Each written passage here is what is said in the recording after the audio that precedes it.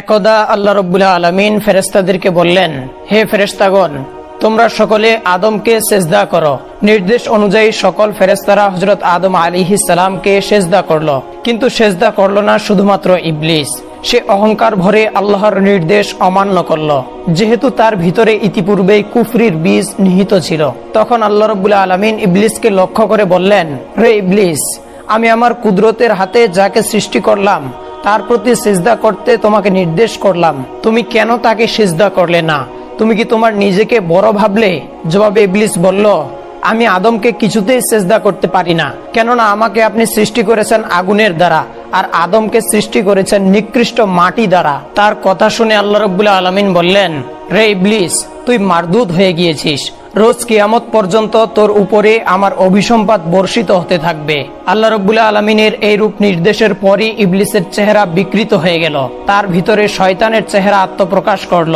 সমগ্র চেহারা অত্যন্ত কদাকার রূপ ধারণ করল। তার চেহারা হতে বেহেশতি পোশাক ও মস্তক হতে বাদশাহী তাজ মুহূর্তের মধ্যে খুলে পড়ে গেল।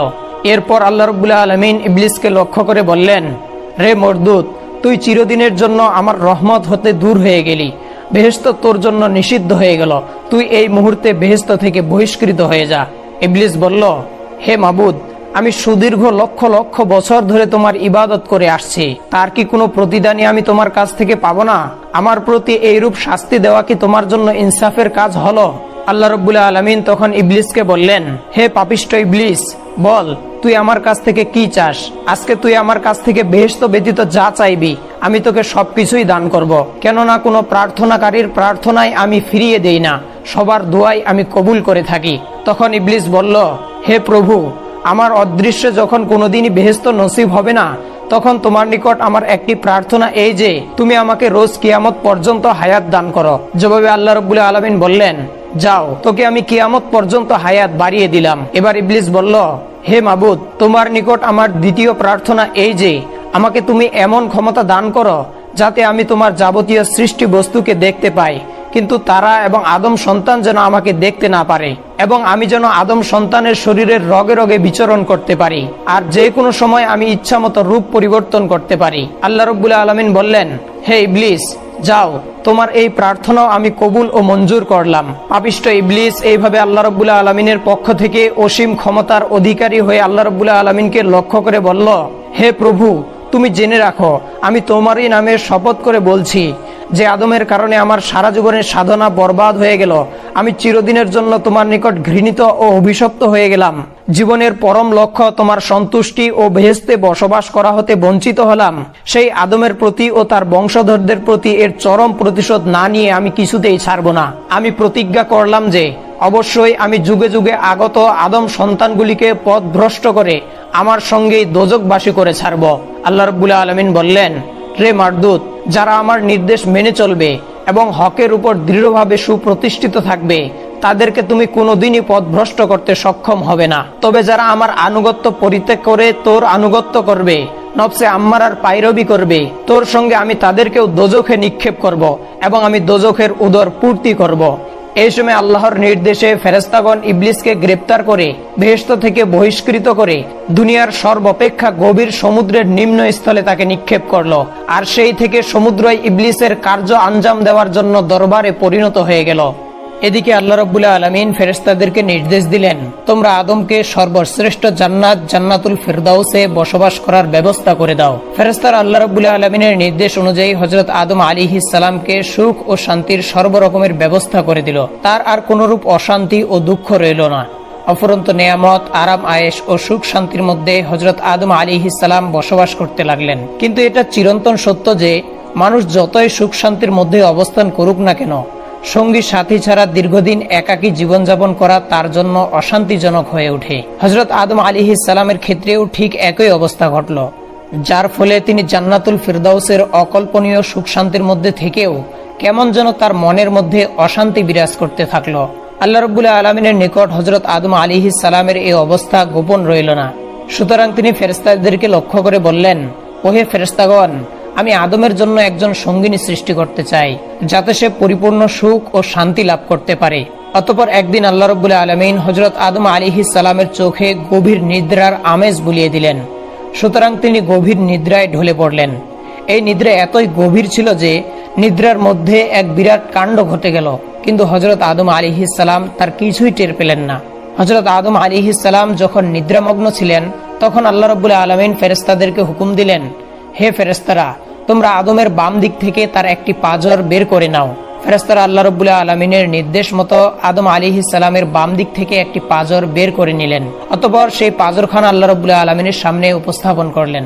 আল্লাহ রাব্বুল আলামিন সেই পাঁজর থেকে পরমা সুন্দরী একজন যুবতী সৃষ্টি করলেন এবং তাকে বেহেশতের উত্তম পোশাক দ্বারা সুসজ্জিত করলেন। এই পরমা সুন্দরীর নাম রাখা হলো হাওয়া। তাকে এই নামে নামকরণ করার কারণ ছিল কেননা আল্লাহ রাব্বুল আলামিন তাকে জীবিত একজন মানুষের পাঁজর থেকে সৃষ্টি করেছিলেন। এরপরে বিবি হাওয়াকে হযরত আদম আলাইহিস সালামের পাশে বসিয়ে রাখা হলো। অতঃপর আল্লাহ রাব্বুল আলামিন হযরত আদম আলাইহিস সালামের নিদ্রা ভঙ্গ করলেন। হযরত আদম আলাইহিস সালাম নিদ্রা থেকে জেগে দেখলেন তার পাশে একজন পরমা সুন্দরী যুবতী বসে রয়েছেন। তখন তার মনে প্রশ্ন জাগলো, কে এই সুন্দরী রমণী? এমন সুন্দরী রমণীকে তো তিনি ইতিপূর্বে আর কখনোই দেখেননি। আল্লাহ রাব্বুল আলামিন হযরত আদম আলাইহিস সালামকে লক্ষ্য করে বললেন, হে আদম, আমি তোমার মনের অশান্তি দূর করার জন্য তোমার জন্যই তোমার একজন সঙ্গিনী সৃষ্টি করেছি। এই রমণী তোমার জীবনের চিরসঙ্গিনী এবং তোমার সুখ ও দুঃখের সমভাগিনী হবে। আল্লাহ রাব্বুল আলামিন স্বভাবতই পুরুষদের মাঝে মহিলাদের প্রতি একটি আকর্ষণ সৃষ্টি করে দিয়েছিলেন, আর সে কারণে হযরত আদম আলাইহিস সালাম হাওয়া আলাইহিস সালামের প্রতি প্রণয়াসক্ত হয়ে পড়লেন এবং তারই প্রভাবে তিনি নিজের হাত বাড়িয়ে হযরত হাওয়া আলাইহিস সালামকে স্পর্শ করতে উদ্যত হলেন। এমনই মুহূর্তে আল্লাহ রাব্বুল আলামিনের তরফ থেকে সতর্কবাণী উচ্চারিত হলো, হে আদম, তুমি হাওয়াকে স্পর্শ করা থেকে বিরত থাকো। বিবাহের পূর্বে তুমি হাওয়াকে স্পর্শ করিও না, এটা তোমার জন্য জায়েজ হবে না। আল্লাহ রাব্বুল আলামিনের বাণী শ্রবণ করে হযরত আদম আলাইহিস সালাম বললেন, হে মাবুদ, তবে আপনি তার সঙ্গে আমার বিবাহ পড়িয়ে দিন। অতঃপর স্বয়ং আল্লাহ রাব্বুল আলামিন হযরত আদম আলাইহিস সালামের সঙ্গে বিবি হাওয়ার বিবাহ পড়িয়ে দিলেন। এই বিবাহ অনুষ্ঠানে 7 তবক জমিন ও 7 তবক আসমানের সমগ্র ফেরেশতারা জমায়েত হয়ে আনন্দ উৎসবে লিপ্ত হয়েছিল। বিবাহের খুতবা স্বয়ং আল্লাহ রাব্বুল আলামিনই পাঠ করেছিলেন। এই খুতবাতে তিনি নিজের বুজুর্গি, কুদরত ও অসীম ক্ষমতার কথা উল্লেখ করেছিলেন এবং তার সৃষ্টির রহস্য ও সৃষ্টি জগতের মূল উসিলা হযরত মুহাম্মদ সাল্লাল্লাহু আলাইহি ওয়াসাল্লামের বর্ণনা দিয়েছিলেন। হযরত আদম ও হাওয়া আলাইহিস সালামের বিবাহ সম্পন্ন হওয়ার পরে হযরত আদম আলাইহিস সালাম বিবি হাওয়া আলাইহিস সালামের প্রতি অধিকতর আসক্ত হয়ে পড়লেন। এরপর পুনরায় তিনি তাকে স্পর্শ করার জন্য উদ্যত হলেন। সঙ্গে সঙ্গে আল্লাহ রাব্বুল আলামিনের পক্ষ থেকে আওয়াজ আসলো, হে আদম, আগে তুমি বিবি হাওয়ার মোহরানা আদায় করে নাও। মোহরানা আদায় করার পূর্বে সে তোমার জন্য বৈধ ও হালাল হবে না। এই কথা শুনে হযরত আদম আলাইহিস সালাম বললেন, হে মাবুদ, এই বিশ্ব জগতের সমস্ত কিছুর মালিকই তো আপনি, সবকিছুই তো আপনার মালিকানাধীন। আমার তো কোনো মাল সম্পদ নেই, আমি কি দিয়ে তার মোহরানা আদায় করব? তখন আল্লাহ রাব্বুল আলামিন ইরশাদ করলেন, হে আদম, তুমি আমার হাবিব সাল্লাল্লাহু আলাইহি ওয়াসাল্লামের প্রতি 10 বার দরুদ শরীফ পাঠ করো এবং তার উপর বকশিশ করে দাও, তাতেই তোমার মোহরানা আদায় হয়ে যাবে। আল্লাহ রাব্বুল আলামিনের এই কথা শুনে হযরত আদম আলাইহিস সালামের মনে একটি প্রশ্ন উদিত হলো যে, যার প্রতি আমাকে দরুদ শরীফ পাঠ করার নির্দেশ করা হলো, তার পরিচয় সম্পর্কে তো আমি অবগত নই। সে কি আমার বংশধরদের মধ্যে কোনো ব্যক্তি হবে, নাকি অন্য কোনো জাতির মধ্য থেকে সে কোনো ব্যক্তি? এইরূপ ভাবনার উদয় হওয়া মাত্র তাকে একবার দেখার জন্য হযরত আদম আলাইহিস সালামের মনে প্রবল আগ্রহ জন্মালো। এরপর তিনি আল্লাহ রাব্বুল আলামিনের দরবারে প্রার্থনা জানালেন, হে আল্লাহ, আমি তোমার সেই মহান বান্দাকে দেখতে চাই যার প্রতি তুমি আমাকে দরুদ শরীফ পাঠ করতে বললে। আল্লাহ রাব্বুল আলামিন তখন আদম আলাইহিস সালামকে বললেন, হে আদম, তুমি তোমার আঙ্গুলের একটি নখের দিকে দৃষ্টিপাত করো, তাতেই তুমি আমার হাবিব মুহাম্মদ সাল্লাল্লাহু আলাইহি ওয়াসাল্লামের চেহারা দেখতে পাবে। এই কথা শুনে হযরত আদম আলাইহিস সালাম স্বীয় আঙ্গুলের নখের দিকে দৃষ্টিপাত করলেন। অতঃপর তিনি তার নখের মধ্যে হযরত মুহাম্মদ সাল্লাল্লাহু আলাইহি ওয়াসাল্লামের পবিত্র চেহারা মুবারক দেখতে পেলেন। দেখা মাত্র রাসূলুল্লাহ সাল্লাল্লাহু আলাইহি ওয়াসাল্লামের প্রতি তার প্রবল পিতৃস্নেহ জেগে উঠল এবং তার প্রতি তিনি বিশেষভাবে আকৃষ্ট হলেন ও সাথে সাথে তার উপর 10 বার দরুদ শরীফ পাঠ করলেন। তখন আল্লাহ রাব্বুল আলামিন ইরশাদ করলেন, হে আদম, তুমি যে একান্ত ও ভক্তি বিশ্বাসের সাথে 10 বার আমার হাবিবের প্রতি দরুদ শরীফ পাঠ করলে, তার ফলে আমি তোমার জন্য বিবি হাওয়াকে বৈধ করে দিলাম এবং তোমার মর্যাদা ও মর্তবা অনেক গুণ বৃদ্ধি করে দিলাম। যাও, তুমি এবং তোমার স্ত্রী বেহেশতে বসবাস করো এবং তোমরা যা খুশি আহার করো, বেহেশতের সবকিছুই তোমাদের জন্য হালাল করে দিলাম। অতঃপর আল্লাহ রাব্বুল আলামিন হযরত আদম আলাইহিস সালামকে গন্ধম গাছের দিকে ইঙ্গিত করে বললেন, ইয়া আদামুসকুন আনতা ওয়া যাওজুকাল জান্নাহ ওয়া কুলা মিনহা রাগাদান হাইথু শি'তুমা ওয়া লা তাকরাবা হাযিহিশ শাজারাতা ফাতাকুনা মিনাজ জালিমিন। হে আদম, তুমি ও তোমার স্ত্রী বেহেশতে অবস্থান করো এবং তোমরা বেহেশত হতে স্বাচ্ছন্দ্যে যা ইচ্ছা ভক্ষণ করো, কিন্তু তোমরা ওই বৃক্ষটির নিকটবর্তী হও না। যদি তোমরা সেই বৃক্ষটির নিকটবর্তী হও তাহলে তোমরা ক্ষতিগ্রস্তদের অন্তর্ভুক্ত হয়ে যাবে। হযরত আদম আলাইহিস সালাম বললেন, হে মাবুদ, আমরা পুরোপুরিভাবে আপনার আদেশ পালন করব। আপনার অসীম অনুগ্রহে আমরা জান্নাতে অফুরন্ত নিয়ামত লাভ করেছি এবং এখানে আমাদের এত সুখ শান্তি নসিব হয়েছে, তাতে ওই একটি মাত্র বৃক্ষের ফল ভক্ষণ না করলে আমাদের এমন কি বা আসে যায়? আর সেই বৃক্ষের ফল ভক্ষণ করে আমরা কেনই বা আপনার আদেশ অমান্য করব? এতে কি আমাদের কোনো উপকার রয়েছে? আল্লাহ তাআলা বললেন, হে আদম, ওই বৃক্ষটির ফল না খেলে তোমাদের কোনোই ক্ষতি হবে না, কিন্তু যদি তোমরা তার ফল ভক্ষণ করে ফেলো তাহলে তোমরা এমন ক্ষতির সম্মুখীন হবে যা কোনো কিছু দ্বারাই পূরণ করা যাবে না। আল্লাহ তাআলার নির্দেশ অনুযায়ী হযরত আদম আলাইহিস সালাম ও বিবি হাওয়া আলাইহিস সালাম পরম সুখ শান্তিতে বেহেশতে বসবাস করতে লাগলেন। কিন্তু তাদের এই সুখ শান্তিময় জীবন দেখে ইবলিস জ্বলে পুড়ে ছারখার হয়ে যেতে লাগলো, কারণ তার মনে সর্বদাই আদম আলাইহিস সালামের প্রতি হিংসা কাজ করত। তার ফলে সে তাদের চরম ক্ষতি সাধন করার জন্য প্রতিজ্ঞাবদ্ধ ছিল। তাই সে সর্বদা এই চিন্তায় মগ্ন ছিল যে কি করে শীঘ্রই তাদেরকে বেহেশত থেকে বহিষ্কার করা যায়। ইবলিসকে যদিও বেহেশত থেকে বাইরে বের করে দেওয়া হয়েছিল, তথাপি সে সপ্ত আসমান পর্যন্ত সর্বদা অবাধ গতিতে বিচরণ করতে পারত। সুতরাং সে সপ্ত আসমান অতিক্রম করে একেবারে বেহেশতের দরজা পর্যন্ত উপনীত হতে পারত এবং ঘন ঘন সে বেহেশতের দরজাতে যাতায়াত করতে থাকত। কিন্তু সে বেহেশতের ভিতরে কোনো ক্রমে প্রবেশ করতে পারছিল না। তাই ইবলিস এই আশায় বুক বাঁধল যে যদি সে বেহেশতের বাইরে থেকে কোনো রকমে হযরত আদম ও বিবি হাওয়াকে দেখতে পায় তাহলে তাদেরকে মিথ্যা প্রলোভন দেখিয়ে ধোঁকা দেওয়া মোটেও কঠিন কাজ হবে না। এই আশার বশবর্তী হয়ে ইবলিস বেহেশতের দরজায় বসে থাকলো এবং একাধারে দীর্ঘদিন সে এইভাবে কাটিয়ে দিল। কিন্তু এই সুদীর্ঘ সময়ের মধ্যে একটি বারের জন্য হযরত আদম আলাইহিস সালাম ও বিবি হাওয়ার সাথে তার সাক্ষাৎ হলো না। এইভাবে আরো কিছুদিন অতিবাহিত হওয়ার পর একদা ইবলিস বেহেশতের দরজায় একটি ময়ূরকে দেখতে পেল। ময়ূর তাকে জিজ্ঞাসা করলো, ওহে জনাব, তুমি কে এবং কেন এমন ভাবে এখানে বসে থাকছ? ইবলিস বলল, আমি আল্লাহ তাআলার জনৈক ফেরেশতা। আল্লাহর ইবাদত বন্দেগী ছাড়া আমার আর কোনোই কাজ নেই। তবে অন্যান্য ফেরেশতাদের নিকট শুনেছি আল্লাহ রাব্বুল আলামিন তার নেককার বান্দাদের জন্য বেহেশত নামক এই অপূর্ব স্থানটি নির্মাণ করে রেখেছেন।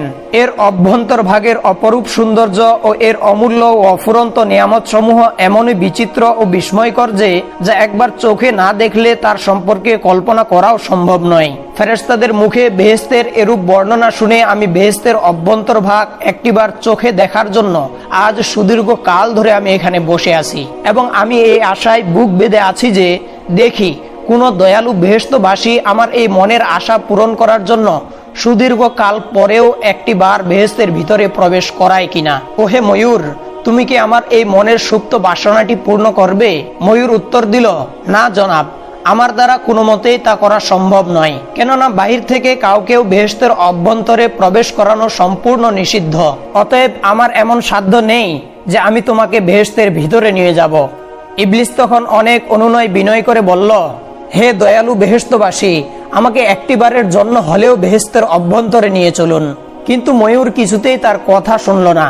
তখন ইবলিস একটি ছলনার দ্বারা নিজের কার্য উদ্ধার করার আকাঙ্ক্ষায় ময়ূরকে বলল, ময়ূর, তুমি যদি আমার মনের বাসনা পূরণ করো তাহলে তোমাকে আমি আমার জানা এমন 3টি দোয়া শিক্ষা দিব যার ফলে তুমি 3টি অমূল্য বস্তু লাভ করবে। তার প্রথমটি হলো এই যে সারা জীবনে তুমি কখনো বৃদ্ধ হবে না। দ্বিতীয়টি হলো এই যে তুমি চিরদিনের জন্য অমর হয়ে থাকবে, কোনোদিন তোমার মৃত্যু ঘটবে না। আর তৃতীয় বস্তুটি হলো অনন্তর জীবন তুমি বেহেশতে অবস্থান করতে পারবে, কোনোদিনই তোমাকে বেহেশত থেকে বহিষ্কৃত হতে হবে না। ময়ূর এই 3টি বস্তু লাভের জন্য অনেক প্রলুব্ধ হলো। তারপরেও সে একাকী ইবলিসকে বেহেশতে প্রবেশ করাতে সাহস পেল না। তাই সে ইবলিসকে বলল, দেখো বন্ধু, আমি তোমাকে বেহেশতে প্রবেশ করাতে চাইলেও সেই ক্ষমতা আমার নেই। তবে আমার এক সাপ বন্ধু আছে, সে ইচ্ছা করলে তোমাকে বেহেশতে প্রবেশ করাতে পারবে। তুমি এখানে একটু অপেক্ষা করো, আমি চেষ্টা করে দেখি আমার সেই বন্ধু তোমার এই ইচ্ছা পূরণ করাতে রাজি হয় কিনা। অতঃপর ময়ূর সাপের নিকট উপস্থিত হয়ে বলল, বন্ধু, বেহেশতের দরজায় একজন ফেরেশতা বসে আছে। তার মনে একটি বার মাত্র বেহেশত দর্শনের বড়ই বাসনা। এই ব্যাপারে সে আমার নিকট অনেক কাকুতি মিনতি করল। তুমি যদি অনুগ্রহ বশত তার এই মনোবাসনা পূরণ করতে সাহায্য করো তাহলে সে আমাদেরকে এমন 3টি দোয়া শিক্ষা দিবে যার দ্বারা আমরা 3টি অমূল্য ও দুষ্প্রাপ্য বস্তু লাভ করতে পারবো। এই কথা বলে ময়ূর সাপকে ইবলিসের প্রতিশ্রুত সেই 3টি বস্তুর কথা শুনিয়ে দিল। ময়ূরের কথা শুনে সাপও প্রলুব্ধ হয়ে উঠল। অতঃপর সে বেহেশতের দরজায় এসে ইবলিসকে লক্ষ্য করে বলল, কি হে বন্ধু, তুমি নাকি বেহেশতে প্রবেশ করতে চাও এবং তার বিনিময়ে 3টি মূল্যবান দোয়া শিখিয়ে দিবে? যদি তাই হয় তবে আগে দোয়া 3টি শিখাও, তারপরে আমি তোমাকে বেহেশতে ঢুকানোর ব্যবস্থা করে দিব। ইবলিস বলল, আমি শপথ করে বলছি, তুমি আমাকে বেহেশতে প্রবেশ করিয়ে দিলে তার বদলে আমি উক্ত দোয়া 3টি তোমাদেরকে শিখিয়ে দিব। কিছুতেই এর অন্যথা করব না। আগে বেহেশতের অপূর্ব সৌন্দর্য রাশি দর্শন করে আমার চক্ষুদয়কে শীতল করি, তারপরই আমি তোমাদেরকে দোয়া 3টি শিক্ষা দিব। তোমরা আমার প্রতি কোনো রকমের সন্দেহ করিও না। তখন সাপ বলল, বাহির থেকে কাউকেও বেহেশতের মধ্যে নিয়ে যাবার অনুমতি নেই। তবে তুমি যদি বেহেশত দর্শনের একান্তই বাসনা করো তবে এই কাজ গোপনে ও সাবধানে করতে হবে। প্রকাশ্যে কিছুই করা সম্ভব নয়, কেননা এই ঘটনা প্রকাশ পেলে আমার আর রক্ষা থাকবে না, আমাকে চরম শাস্তি ভোগ করতে হবে। তুমি এক কাজ করো, আমি মুখ হা করছি, তুমি আমার মুখের মধ্যে প্রবেশ করে বসে থাকো। এরপর সাপটি তার মুখ হা করলো আর ইবলিস সাপের মুখের মধ্যে ঢুকে বসে থাকলো। অতঃপর ময়ূরটি সাপটিকে ছো মেরে বেহেশতের অভ্যন্তরে গন্ধম বৃক্ষের নিকট পৌঁছে দিল।